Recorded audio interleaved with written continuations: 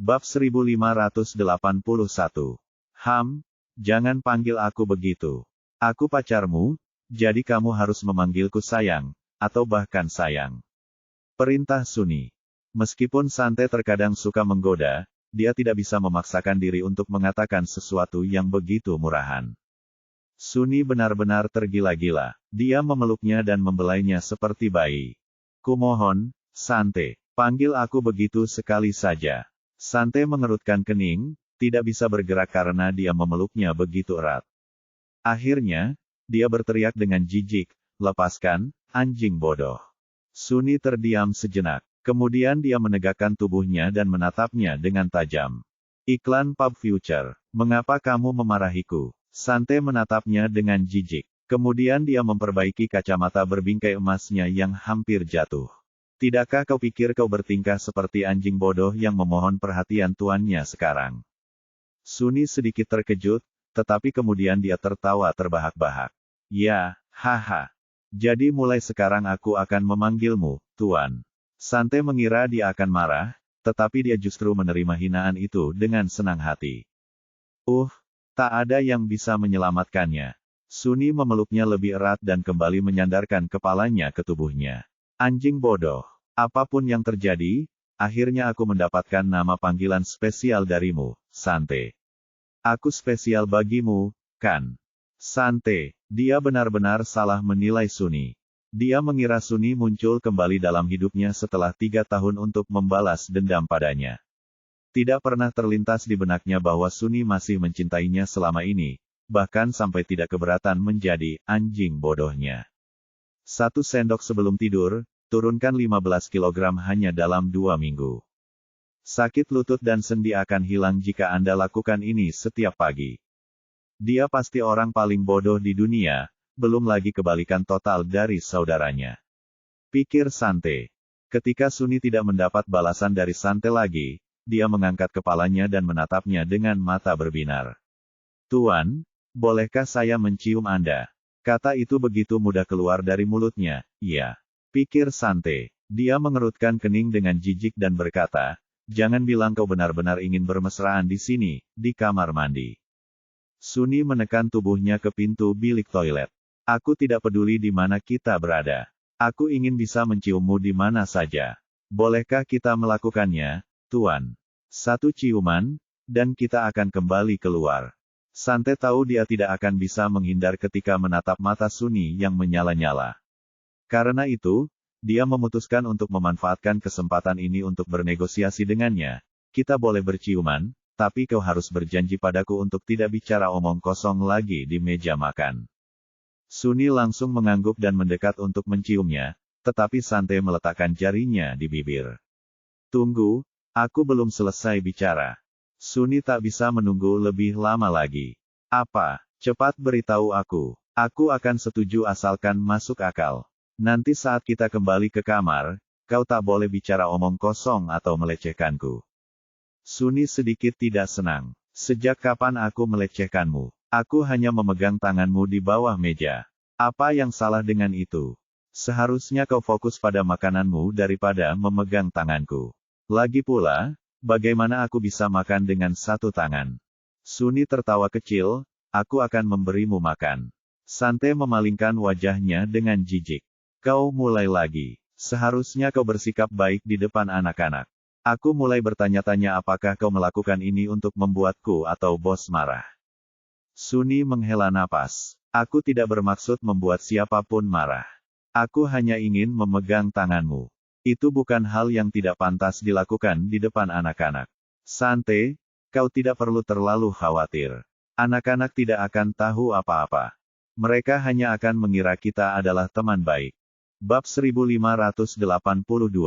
Sante menyipitkan matanya dan menatap Suni dengan tajam. Kau terus memanggilku Tuan, namun kau berani tidak patuh padaku. Suni memegang wajah Sante. Tuan, bolehkah Anda melepas kacamata Anda jika saya menuruti perintah Anda? Sante tahu betul apa arti melepas kacamatanya. Kali ini dia memutuskan untuk menurutinya, jadi dia melepas kacamata berbingkai emasnya. Kau bisa melakukan apa saja padaku asalkan kau menjadi anjing yang baik dan patuh. Suni mencium bibirnya begitu santai selesai berbicara. Sementara itu, kembali ke kamar, Corin sedang memberi makan anak-anak sambil dengan santai menghadapi tingkah konyol Jason. Karena hanya dia dan Jason yang berada di dalam kotak bersama anak-anak, orang lain mudah mengira mereka adalah sebuah keluarga. Karena itu, Corin sangat menantikan kembalinya Sante dan Suni. Pada akhirnya, Aaron dan Annie tiba lebih dulu daripada mereka. Aaron dan Annie berjalan bersama ke ruang makan pribadi. Mereka sedikit terkejut melihat Jason di sana, tetapi mereka tetap mengangguk sebagai bentuk salam. Aaron duduk di sebelah Corin dan mengulurkan tangan untuk mencubit pipi Joey dengan lembut sebelum bertanya, "Hei bos, di mana Sante? Bukankah dia seharusnya ada di sini juga?" "Dia baru saja pergi ke kamar mandi," jawab Corin. Aaron mengangguk. Kemudian dia mengambil seperangkat peralatan makan baru dari meja dan memberikannya kepada Annie. "Kamu tidak makan banyak di rumah tadi, jadi makanlah sedikit lebih banyak sekarang." Annie tampak tidak nyaman. "Tapi aku sudah kenyang." Melihat itu, Corin mengangkat alisnya dan berkata, "Aaron, ku dengar dari Sante bahwa kau makan malam di rumah pacarmu sebelum datang ke sini." Aaron tersenyum padanya. "Ya, dan aku juga membawa pacar yang dimaksud." Corin menatap Annie dengan penuh pertanyaan. "Kapan kalian berdua berbaikan?" Annie tampak gugup. Kami." Dia bahkan tidak yakin apakah dia dan Aaron sudah benar-benar berbaikan. Aaron tahu dia mudah tersinggung, jadi dia mengambil alih percakapan sambil tersenyum. "Baru hari ini." Corin menatap Aaron, lalu menatap Annie. Di masa lalu, dia mungkin memberikan pendapatnya karena khawatir Aaron akan menyakiti Annie lagi. Namun saat itu, dia merasa dirinya sendiri tidak begitu memahami hubungan. "Aku tidak berhak menghakimi hubungan orang lain ketika aku sendiri tidak berhasil dalam hubunganku dengan Jeremy," pikir Corin. Setelah hening sejenak, dia berkata dengan tulus, "Baiklah, aku mendoakan yang terbaik untuk kalian berdua." Saat itu, Annie sudah memerah padam, dan dia masih tidak tahu harus berkata apa. Namun, Aaron tersenyum dan berkata, "Terima kasih, bos." Setelah beberapa saat, Sante dan Suni kembali. Melihat Sante jelas-jelas telah memoles ulang lipstiknya, semua orang, kecuali anak-anak, langsung tahu apa yang telah dia dan Suni lakukan di kamar mandi. Suasana menjadi lebih santai setelah Aaron dan Annie datang karena ada lebih banyak orang yang bertindak sebagai penengah. Mereka semua mengobrol dengan baik satu sama lain tentang berbagai topik. Jason tidak sempat berbicara dengan Corin sampai makan malam selesai. Karena ia tidak datang dengan mobilnya sendiri, ia harus menumpang salah satu mobil mereka.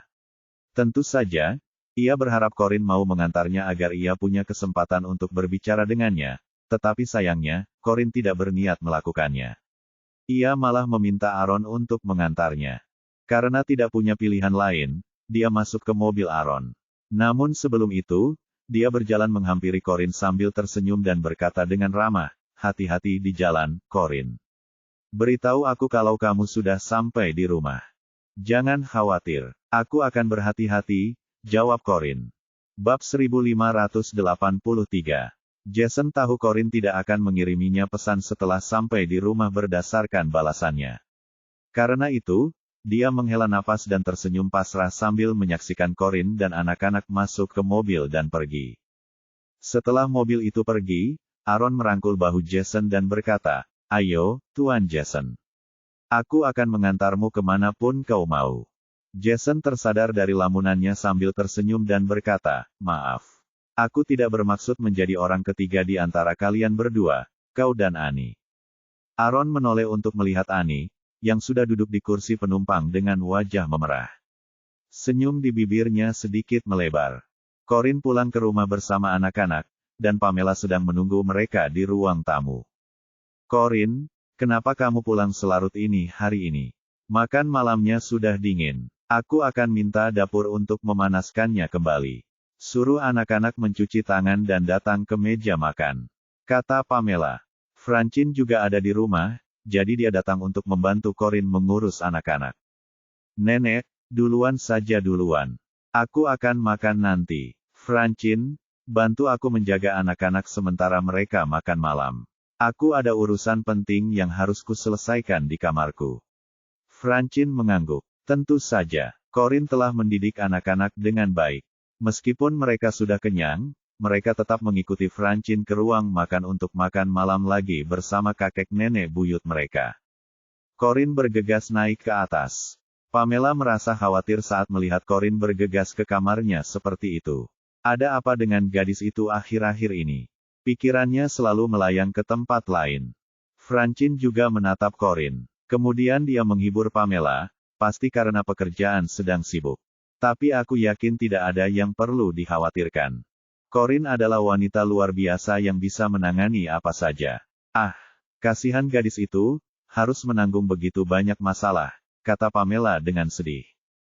Setelah kembali ke kamarnya, Corinne segera melepas pakaian kerjanya yang ketat, berbaring malas di tempat tidur, mengeluarkan ponselnya, dan menelusuri pesan-pesan yang masuk. Kenapa dia belum membalas pesanku juga? Pikirnya dengan kesal. Sejujurnya, tidak ada hal mendesak yang sedang dihadapinya. Dia hanya kesal dan ingin naik ke atas dan menyendiri sejenak. Ketika dia tidak menerima balasan dari Jeremy, dia melempar ponselnya dengan kesal, bangkit, dan pergi ke kamar mandi untuk mandi. Sementara itu, di hotel, Jeremy bersiap untuk kembali ke kamarnya untuk beristirahat setelah makan malam bersama Brian dan Sofia. Namun, Sofia ingin dia tinggal lebih lama lagi. Dia masih belum puas dengannya. Lagi pula, dia masih larut dalam kebahagiaan karena telah dibela olehnya, sesuatu yang sangat jarang terjadi. Zakari, masih pagi. Baru jam 8. Kamu tidak akan bisa tidur kalau kembali ke kamar sepagi ini. Tetaplah di sini dan mengobrol denganku sebentar. Jeremy jelas terlihat lelah. Aku merasa lebih lelah dari biasanya hari ini dan ingin tidur lebih awal. Kita bisa bicara besok pagi. Karena Jeremy sudah mengatakannya, Sofia berpikir dia sebaiknya tidak memancing emosi. Oke, ngomong-ngomong, ayahku akan datang mengunjungi kita dalam 2 hari, dan mungkin dia juga akan menginap di hotel ini. Saat dia di sini, kita tidak bisa lagi tidur di kamar terpisah. Aku mengerti alasanmu ingin tidur di kamar terpisah, tapi ayahku jelas tidak bisa. Dia pasti akan marah padamu jika tahu kita tidur di kamar terpisah.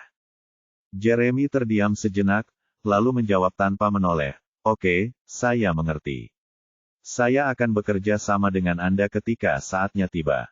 Sofia tersenyum. Senang mendengarnya. Selamat malam. Tanpa menoleh sekalipun, Jeremy membawa Brian kembali ke kamar dan menutup pintu. Matanya langsung gelap begitu dia berada di dalam kamarnya. Adam akan datang. Itu artinya saya tidak akan punya waktu untuk melakukan latihan rehabilitasi saya. Bab 1584. Brian sangat menyadari perubahan ekspresi di wajah Jeremy. Dia berkedip polos dan bertanya, "Ayah, ada apa? Apa yang ayah pikirkan?" Jeremy tersadar dan menggelengkan kepalanya. "Tidak ada apa-apa. Pergi mandi, dan bersiap untuk tidur." "Oke," kata Brian sambil mengangguk. Kemudian dia dengan patuh berjalan ke kamar mandi, tetapi matanya tiba-tiba melebar karena terkejut setelah membuka pintu. Melihat itu, Jeremy langsung waspada. Dia mengarahkan kursi rodanya untuk melihat apa yang dilihatnya. Dia pun terkejut ketika melihat Corinne di kamar mandi. Corinne sedang duduk di toilet dengan tangan di dagunya, tampak tidak bahagia. Jeremy segera menoleh untuk memeriksa apakah dia telah menutup pintu kamar tidur dengan benar sebelum masuk ke kamar mandi bersama Brian, lalu menutup pintunya. "Seharusnya kau tidak berada di sini pada jam segini," kata Jeremy. Namun, Corinne tidak menganggap serius kata-katanya. Sambil tetap menopang dagunya dengan tangan, dia sedikit mengerutkan kening dan bertanya kepadanya, "Apakah kamu melihat pesan yang kukirimkan?"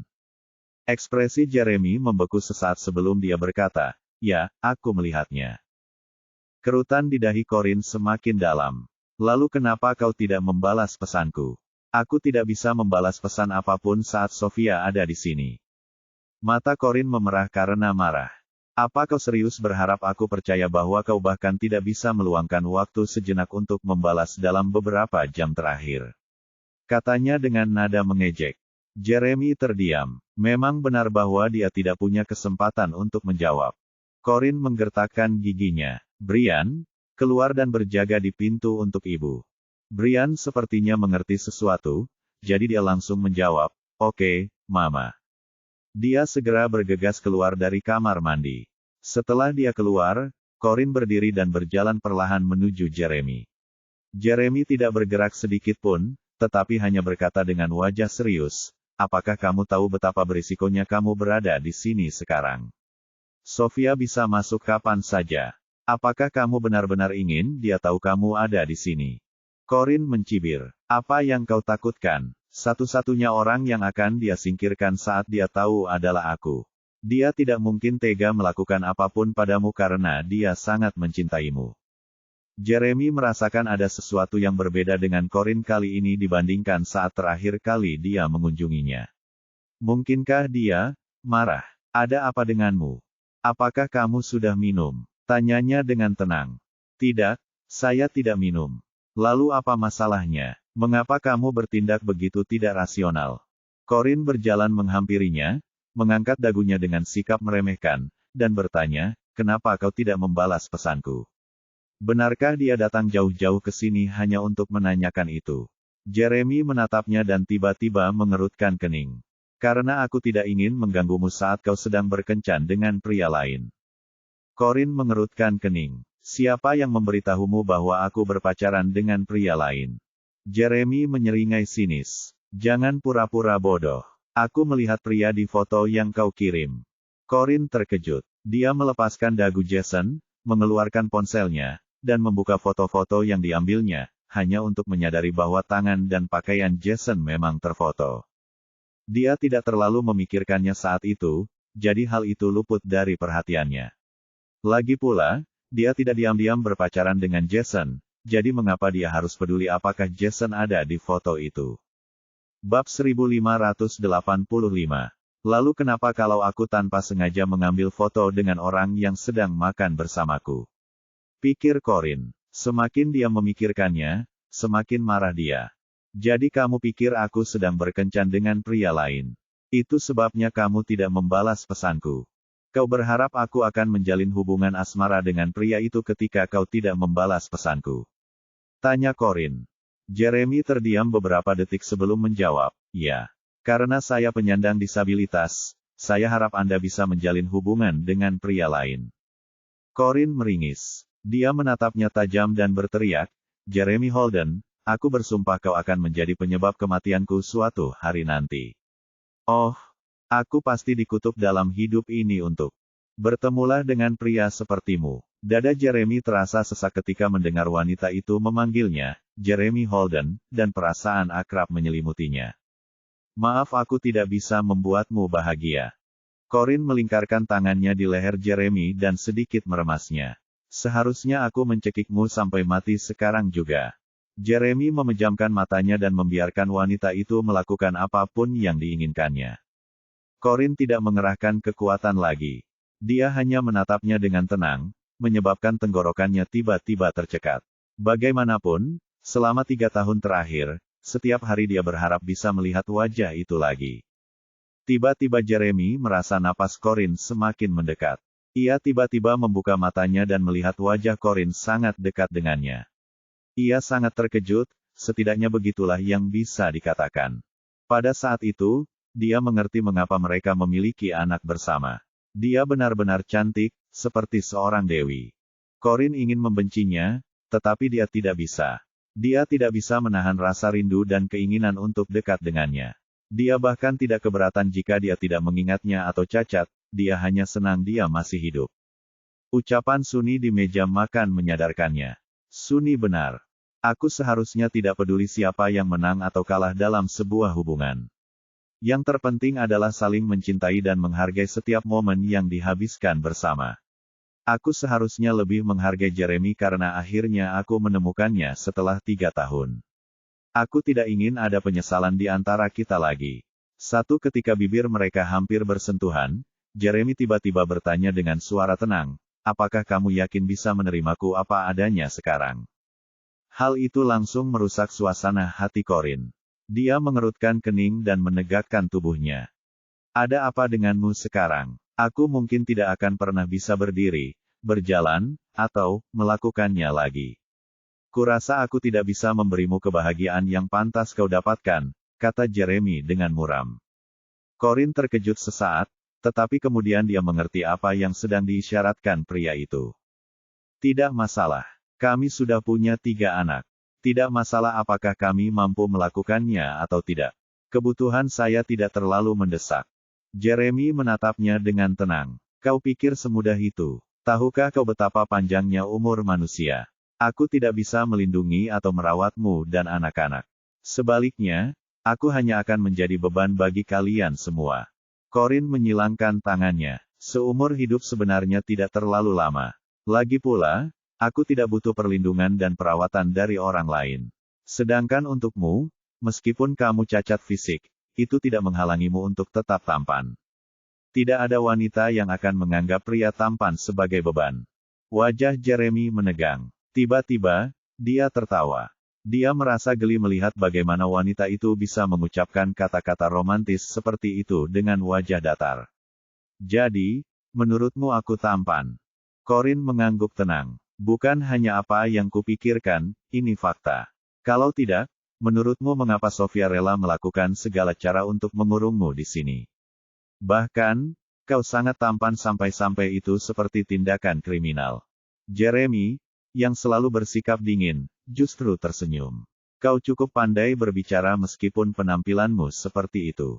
Corin mendengus. Jangan salah paham. Aku tidak memujimu, tapi hanya menyatakan fakta. Kau benar-benar tidak keberatan aku bersikap seperti ini. Corin membungkuk dan menatap matanya dalam-dalam. Tidak, aku tidak keberatan. Setelah hening sejenak, Jeremy menyeringai dan berkata, oke. Itu saja yang perlu kudengar. Kalau begitu, mari kita lakukan. Bab 1586. Corin menyeringai, mengangkat alisnya, dan bertanya dengan sinis, apa maksudmu? Jeremy menatap matanya dan berkata, maksudku, aku bersedia menerimamu. Corin sedikit menyipitkan matanya. Alasan aku bisa menerimamu apa adanya sekarang adalah karena aku ingat bagaimana dirimu dulu dan apa yang terjadi di antara kita, atau lebih tepatnya, perasaan di antara kita. Pertanyaannya adalah, mengapa kau mau menerimaku? Kau tidak ingat apapun tentangku. Apakah kau terbiasa menerima wanita yang baru saja kau temui?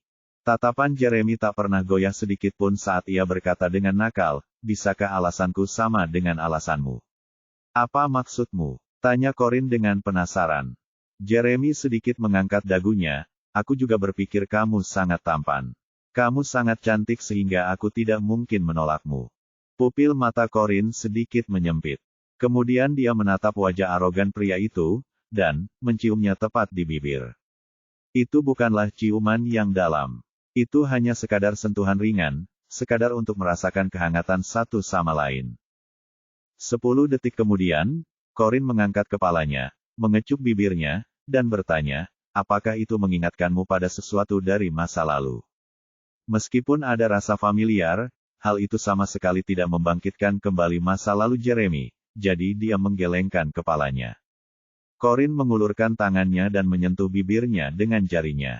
Tidak apa-apa. Kamu bisa santai saja, aku bisa menunggu. Jeremy meraih jarinya, dan dengan lembut menggenggamnya. Terima kasih. Ajaibnya, meskipun dia tidak dapat mengingat kenangan apapun yang terkait dengannya, dia tidak keberatan disentuh olehnya. Bahkan, dia menikmatinya.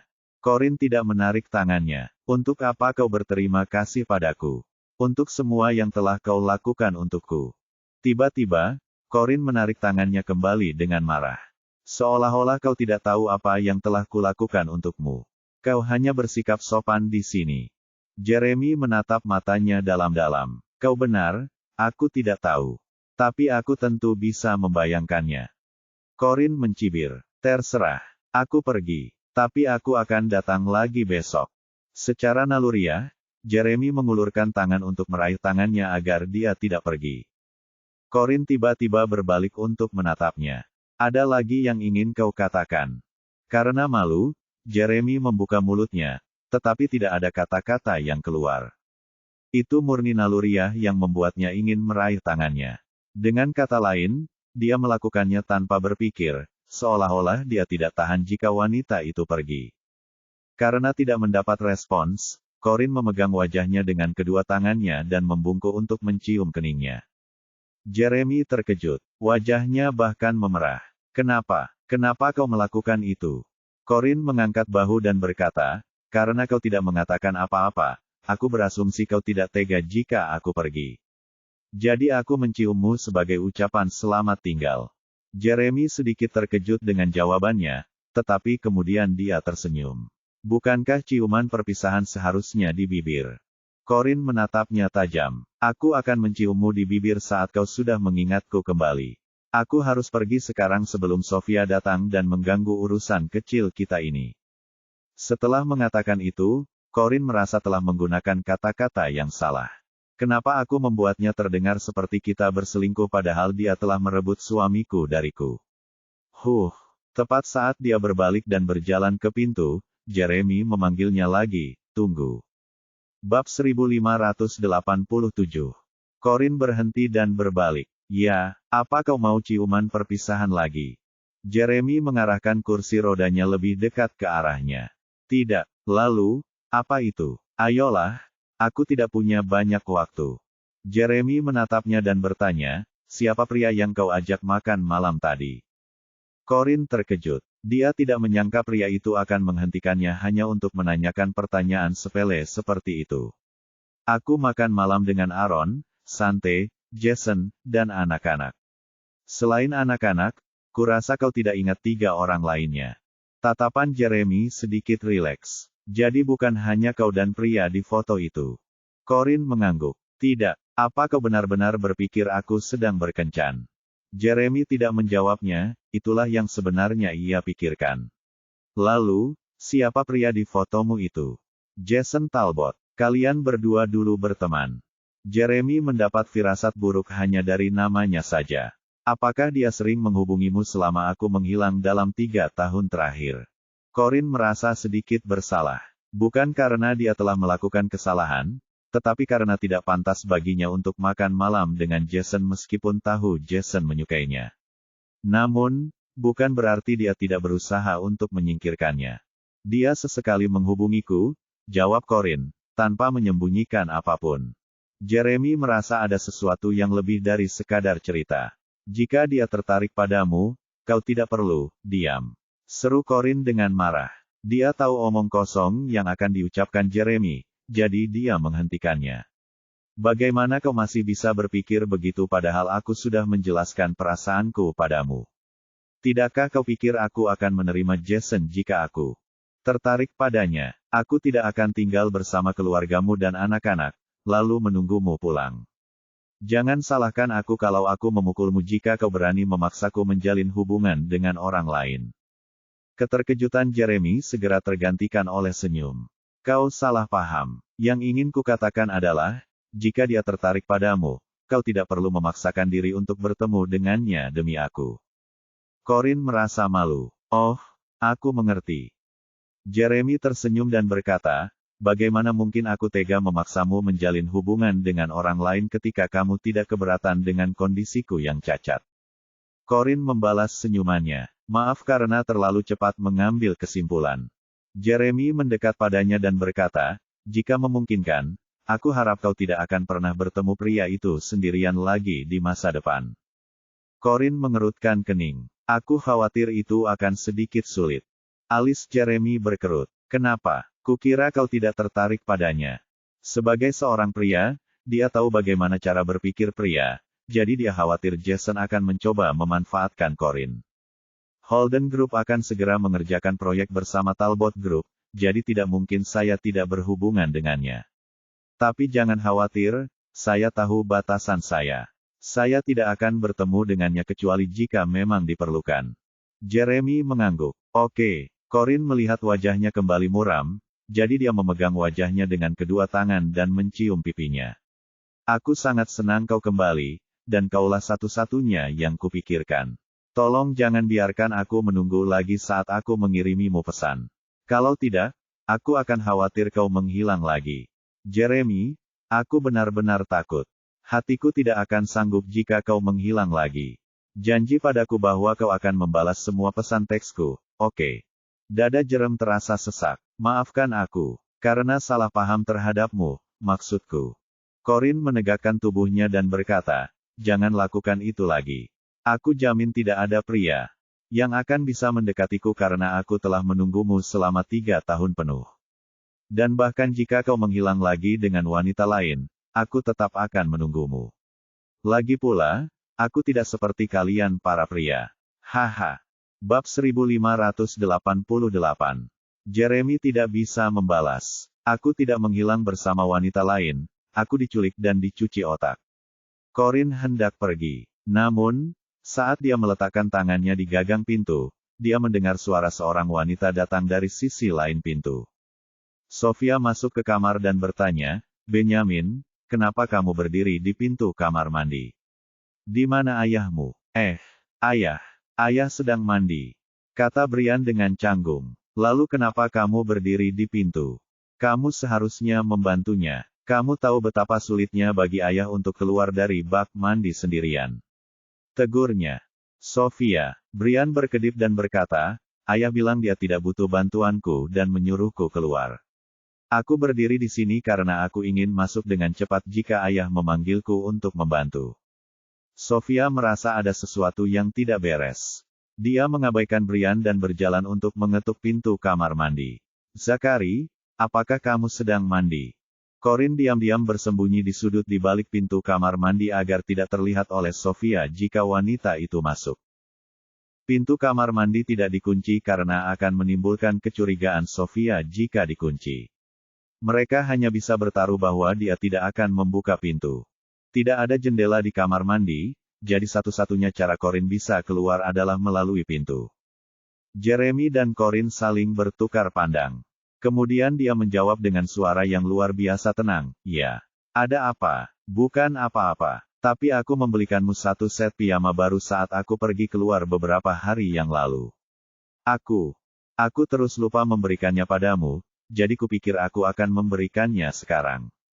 Kamu bisa memakainya saat tidur nanti, kata Sofia dari balik pintu. Terima kasih. Kamu bisa meletakkannya di tempat tidur saja. Aku akan meletakkannya di kamar setelah selesai mandi. Sofia memutar gagang pintu. Kenapa aku tidak membawanya masuk saja untukmu? Dengan begitu, kamu bisa langsung memakainya setelah mandi. Jeremy langsung berkata dengan suara berat, tidak. Jangan masuk. Aku telanjang. Sofia berhenti memutar gagang pintu. Zachary, kita sudah menikah. Aku hanya akan mengantar piyama sebentar saja, aku suka sendirian saat mandi. Apa kau benar-benar harus masuk dan menggangguku saat ini? Bantah Jeremy. Bagaimana mungkin aku mengganggunya padahal aku hanya akan mengantarkan piyama? Pikir Sofia. Meskipun kesal, dia menghormati keinginan Jeremy. Brian melipat tangannya dan berkata kepada Sofia, ayah sudah bilang jangan masuk, jadi jangan. Kalau tidak, kamu akan membuatnya semakin marah. Sofia menatap Brian dan teringat bagaimana Jeremy membela dirinya daripada anak-anak kecil itu. Setelah memikirkannya, dia memutuskan untuk tidak mengambil risiko membuat Jeremy kecewa. Jika tidak, semua kemajuan yang telah susah payah diraih di antara mereka akan sia-sia. Lalu, dia melepaskan tangannya dari gagang pintu. Oke, Zachary. Ibu akan meletakkan piyama di tempat tidurmu. Ingat untuk memakainya saat kamu keluar dari kamar mandi. Oke. Sofia berbalik dan meletakkan piyama di atas tempat tidur. Kemudian dia menatap pintu kamar mandi dengan penuh pertimbangan sebelum keluar dari kamar. Brian menghela napas lega ketika melihat Sofia berjalan keluar. Hampir saja, dia hampir tahu tentang Mommy. Pikirnya. Corin dan Jeremy pun menghela napas lega. Untungnya, mereka selamat. Corin melirik Jeremy. Dia sebenarnya cukup baik padamu. Apakah dia juga membelikanmu pakaian dalam? Jeremy menatapnya dengan tenang. Aku tidak akan memakai piyama jika kamu tidak mau. Corin tidak ingin dia melakukannya, tetapi dia tidak begitu keras kepala sehingga dia akan mengambil risiko mereka terbongkar. Lupakan saja. Pakai saja. Jika kamu tidak memakainya, dia akan curiga lagi. Aku pergi sekarang. Sampai jumpa. Bab 1589. Kali ini, Corin membuka pintu dan akhirnya keluar. Setelah meninggalkan kamar mandi, dia membungkuk dan mencium putranya. Akhirnya, dia melompat dari balkon. Jeremy perlahan mengarahkan kursi rodanya keluar dari kamar mandi. Dia menatap balkon dengan penuh pertimbangan, lalu menoleh untuk melihat setelan piyama baru di atas tempat tidur. Brian memiringkan kepalanya dan berkata, "Ayah, ibu sepertinya sedikit sedih saat pergi, kan?" Jeremy juga bisa merasakan bahwa Corin sebenarnya tidak senang ketika dia pergi, tetapi dia tidak punya cara untuk keluar dan mengejarnya. Dia menghela napas dan bertanya kepada Brian, "Apa pekerjaan ibumu biasanya?" Brian berpikir sejenak sebelum menjawab, "Yah, ibu biasanya sibuk dengan pekerjaan, mengurus anak-anak kami, dan mencari ayah kami." Tatapan mata Jeremy semakin tajam. Apakah dia mencarinya selama ini? Brian mengangguk dan berkata sambil menghela napas, "Ya, ibu sudah mencarinya sejak dia hilang, tapi dia tidak ditemukan dimanapun." Mata Jeremy menyipit saat emosi yang tak terlukiskan muncul di dadanya. Brian tiba-tiba mendekat dan menatapnya dengan mata penuh harapan. "Ayah, apakah ayah menyukai ibu?" Jeremy menatap putranya. "Mengapa kau bertanya?" Brian mengangkat wajahnya dengan bangga. "Karena aku tidak akan terkejut jika kau melakukannya. Lagi pula, banyak pria jatuh cinta padanya sejak pertama kali bertemu." Mata Jeremy menjadi gelap. "Banyak pria? Apakah ibumu biasanya bertemu banyak pria?" "Tidak, tapi dia memang pergi bekerja, jadi wajar jika dia bertemu pria." "Begitukah?" Jeremy mengerutkan kening dan bertanya, "Jadi bagaimana kau tahu mereka menyukainya? Bagaimana orang-orang itu mengungkapkan cinta mereka kepada ibumu? Bahkan anak kecil ini pun bisa tahu bahwa orang-orang itu melecehkan Corin." Pikir Jeremy. Mereka tidak akan berhenti menelepon atau mengirim pesan kepadanya.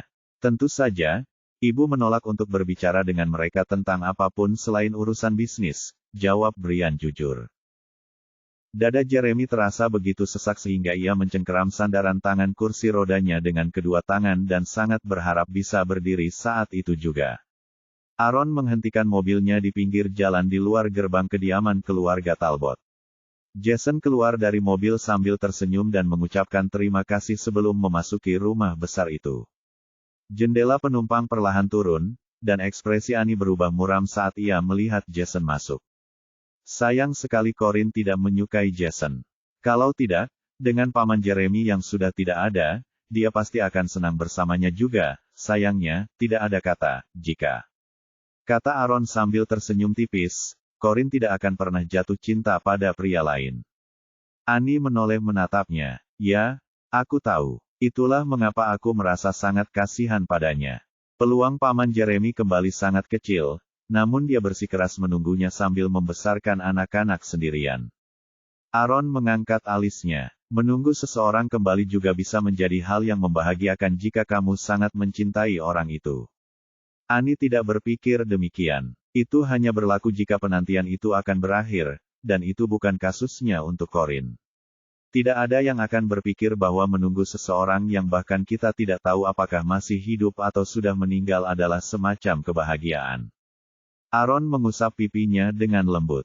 "Yang kau khawatirkan hanyalah Corin. Bagaimana denganku, pacarmu?" Annie merasa gugup dan bingung. "Mengapa aku harus membuatmu khawatir padahal kau duduk di sini tepat di depanku?" Aaron meraih tangannya dan meletakkannya di dadanya. "Kamu seharusnya mengkhawatirkan aku karena aku merasa sangat gugup sekarang." Bab 1590. Aaron menutup jendela mobil sambil berbicara, menyebabkan Annie tersiput tanpa alasan yang jelas. "Kenapa kamu gugup?" tanyanya sambil mengerutkan kening. Aaron mendekat dan bertanya, "Wah, benarkah? Lagi pula, kita akan menikah besok." Ekspresi Annie membeku sebelum senyum kecil muncul. "Sebenarnya aku tidak terlalu gugup." Dia tidak merasa gugup karena dia tidak percaya Aaron akan benar-benar menikah. Dia yakin Aaron hanya menggodanya. Aaron berpura-pura kecewa. "Hah, sepertinya hanya aku yang gugup. Kau sama sekali tidak peduli dengan pernikahan kita." Annie tidak tahan berada bersamanya seperti itu, jadi dia berkata, "Sudah larut malam. Tolong, kirimkan saya informasinya sekarang." Aaron menghela napas. Sekuat apapun perasaannya saat itu, dia tahu dia pantas mendapatkannya karena telah memperlakukan Annie dengan buruk di masa lalu. 2 hari kemudian, di Bandara New Capital City, Sofia datang menjemput ayahnya sendirian, meninggalkan Jeremy dan Brian untuk menunggu di rumah. Sofia secara naluriah menatap tajam Melinda ketika melihatnya keluar bersama Adam sebelum berlari ke arah ayahnya dan memeluknya. Ayah, akhirnya ayah datang juga. Ayah tidak tahu betapa sulitnya hal-hal yang ayah minta aku tangani akhir-akhir ini. Aku hampir gila, kata Sofia. Adam memeluk putri sulungnya dan mengelus kepalanya dengan penuh kasih sayang. Jangan khawatir, ayah ada di sini sekarang. Tidak akan ada yang berani mengganggumu lagi. Ayah memang yang terbaik, kata Sofia sambil meringkuk di pelukannya. Dalam pelukan ayahnya, dan rasa lega menyelimutinya. Dia tahu ayahnya selalu menepati janjinya. Sofia, kamu belum menyapa Melinda. Mana sopan santunmu? Adam mengingatkan putrinya. Sofia, yang baru saja merasakan kehangatan kasih sayang ayahnya, terdiam sejenak mendengar teguran ayahnya. Meskipun demikian, ia dengan cepat memasang senyum palsu sambil menoleh ke Melinda. Halo, Melinda, sudah lama kita tidak bertemu. Kamu bahkan lebih cantik dari terakhir kali aku melihatmu. Bahkan, kamu sama sekali tidak menua. Sepertinya ayahku merawatmu dengan baik. Melinda membalas senyumannya. Meskipun ia bisa mendengar nada sarkasme dalam suara Sofia, ia memutuskan untuk mengabaikannya. Ia sangat menyayangi putri tirinya, jadi ia berkata, Sofia, berat badanmu turun. Apakah karena kamu begitu sibuk mengurus urusan ayahmu akhir-akhir ini sehingga kamu tidak makan dengan baik? Saat itu, dia menoleh dan menegur Adam dengan lembut, ini semua karena kamu. Seharusnya kamu tidak membiarkannya datang ke sini sendirian untuk melakukan banyak hal. Lihat betapa kurusnya dia. Adam tersenyum padanya dan tidak berkata apa-apa. Dia hanya menerima tegurannya dengan rendah hati. Namun, Sofia tidak menyukai hal itu. Dia hanya tersenyum sopan dan berkata, terima kasih atas perhatianmu padaku, Melinda, tetapi sudah menjadi kewajibanku untuk membantu ayahku. Lagi pula, pada akhirnya aku akan mengambil alih bisnis ini. Dia hanya melatihku menjadi pribadi yang lebih tangguh, dan aku sangat bersyukur untuk itu. Dia secara tidak langsung memperingatkan Melinda untuk mengfangki segala pikiran untuk mengambil alih bisnis itu untuk dirinya sendiri dengan menekankan bahwa hanya dialah pewaris Adam. Melinda hanya mengangguk dan berkata, baiklah, selama kamu bersyukur atas kesempatan ini. Sofia terlalu paranoid dalam hal ini. Melinda tidak peduli dengan bisnis Adam atau asetnya, begitu pula putrinya, Lilin. Dia bahkan tidak akan ikut campur dalam keputusan Adam untuk mendistribusikan asetnya. Di masa depan,